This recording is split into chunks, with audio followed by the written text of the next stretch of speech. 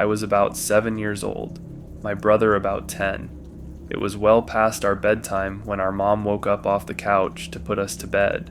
Our dad worked construction out of town back then, so it was often just us three at the house for weeks at a time. Up the stairs and to the immediate right was our parents' bedroom. Going left put you in the middle of a hallway. Taking another left down that hallway led to my brother's room. The opposite end was my room, which was also across the hall from our upstairs bathroom. At either end of the hallway are windowed doors we always kept locked and rarely used. The door on my end led to a balcony overlooking our front yard, and the door on my brother's end opened to our back porch. The house kinda leans into a small hill. My brother and mom both had a habit of waking up in the middle of the night to use the bathroom. I only knew this because I was always a light sleeper, and they just couldn't help flushing with the door wide open. This night, however, my brother stopped on his way to his room and came back towards the bathroom. "I'm gonna try to pee before I go to bed. The past few nights I've been too afraid to walk to the bathroom. I keep seeing a man wearing stripes at the end of the hallway." I don't know if my mom wrote it off as my brother telling ghost stories to try to scare me, or if she was already half asleep and didn't catch it, but she didn't react at all to my brother's confession. I, on the other hand, was terrified by it. The fear of seeing a ghost like that at the end of the hallway or through the windows is the reason I started running from the stairs to my bedroom at night. Years later, when I was about 18, my mom and I were having a conversation in her car about a dog we had for a very short time when I was little.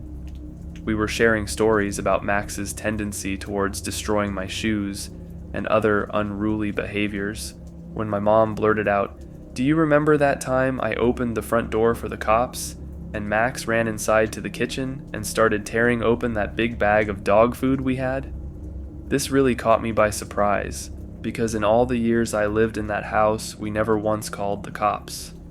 I asked her what she was talking about, and she looked equally surprised as if she had just revealed something by accident. "Oh, that's right. I never told you because you were too young at the time. One night, I woke up hearing noises outside my window, and when I looked, I saw a man staring into my bedroom." She went on to describe how turning on the lights caused him to take off running and how she grabbed my dad's pistol before calling the cops. I can't remember all the details I gave them when they showed up. Tall, white male, wearing a striped shirt and jeans, short dark hair. They said it matched the description of a man they were looking for in the area. It turns out he had escaped from jail on a murder charge. Now I know it sounds so obvious hearing those two stories back to back, but it wasn't until a few years ago in my mid-20s that I pieced together that my brother had unknowingly warned us about a murderer who spent multiple nights casing our home.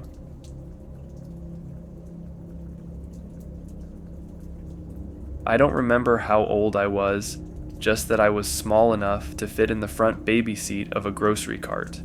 That would put us in the late 90s. I was grocery shopping with my mom at a Costco.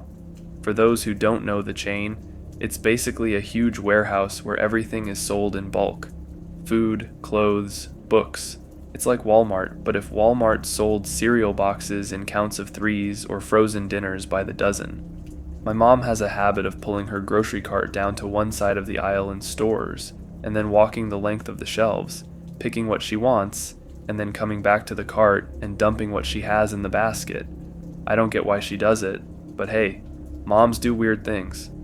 So I'm maybe 4 or 5, sitting in the front basket playing with my Game Boy Color when she pulls over next to a fruit display in Costco and tells me that she's going to look at the different deals and to sit tight. She's gone for a couple of minutes. I'm absorbed in Pokemon, so I don't really notice her walk up until the cart starts moving.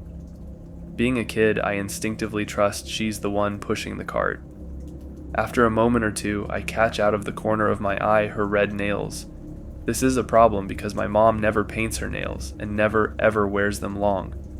The lady pushing the cart is a little older than my mother, same curly black hair but pulled into a ponytail at the nape of her neck. I still remember she had tanned, Italian-type skin with thick red lips, a heavy coat of eyeliner, and brown eyes. She was pretty skinny. and she smelled like, what I didn't realize until later, bad body odor. This wasn't my mom, and I said so very loudly. She laughed and looked around and pushed the cart a little faster. I said it again, and she looked me dead in the eyes and said, "Oh, sweetie, what game are you playing? I am your mom." So the way Costco is set up, at least ours, is that in the produce area, instead of aisles, they're more like islands. They're large square setups that you can see the entire length of the produce section if you walk in that area. So of course I can see my actual mother a few displays away. As loud as I could, I remember yelling, "Mom!" and watching her head whip around to look at me, right as this lady is trying to cover my mouth with her hand. I'm not sure if she decided then that I wasn't worth the trouble because I was making so much noise, or if it was seeing my mother charging from a few displays over that made her flee. My mom comes running up to me and starts bombarding me with a million questions all at once.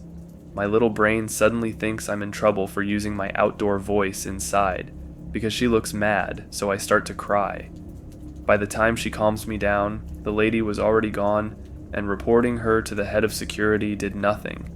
The store never found her inside, and security camera footage showed her leaving, but never with anyone else. I don't know why she picked me, or what her intentions were, but I'm just grateful that my real mom scared her away, and that nothing serious came of it.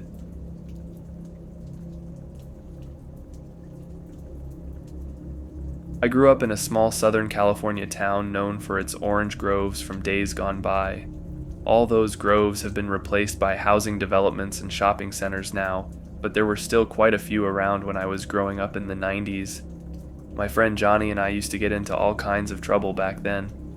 We were just general miscreants, but there was one time I truly believe we almost became victims of a child predator. The 90s was a different era. We'd be out all times of the day, and our parents would have no idea where we were. There were lots of kidnappings back then. I can remember multiple times that I was offered candy or asked by some creep to help him find his cat.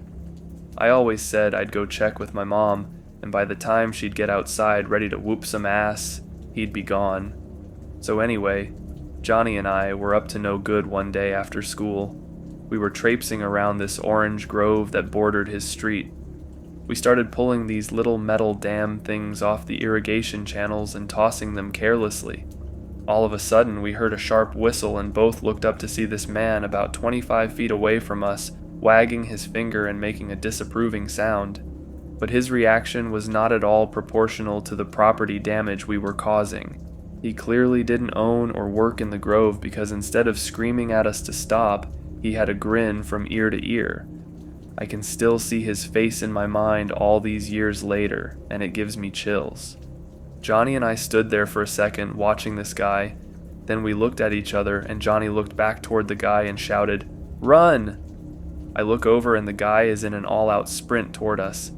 Despite the physical exertion he was putting into his sprint, the grin was still there. Johnny and I ran harder and faster than we ever had before.